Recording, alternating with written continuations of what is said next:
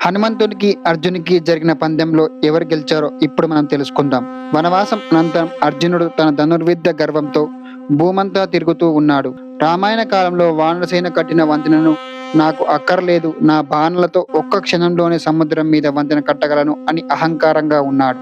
అది విన్న హనుమంతుడు ఒక వృద్ధ బ్రాహ్మణుని వేషంలో అర్జున్ దగ్గరికి వచ్చి, అయ్యా అర్జున, వానరసేన కట్టిన వంతెన బలహీనమా, రామభక్తుల శ్రమను తక్కువగా మాట్లాడతావా అని ప్రశ్నించాడు.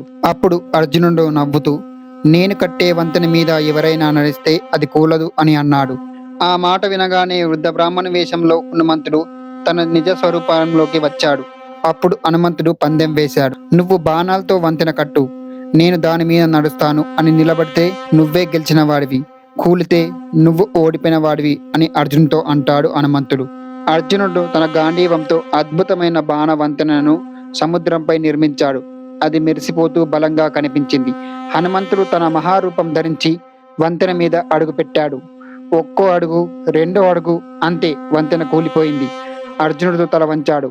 ఓటమిని అంగీకరించలేకపోయాడు. ఆ ఓటమి తర్వాత అర్జునుడు తన ప్రాణాలనే త్యాగం చేయాలనుకున్నాడు. అప్పుడు శ్రీకృష్ణుడు ప్రత్యక్షమయ్యాడు. ఇది పందెం కాదు, అహంకారం యొక్క పరీక్ష అని అన్నాడు.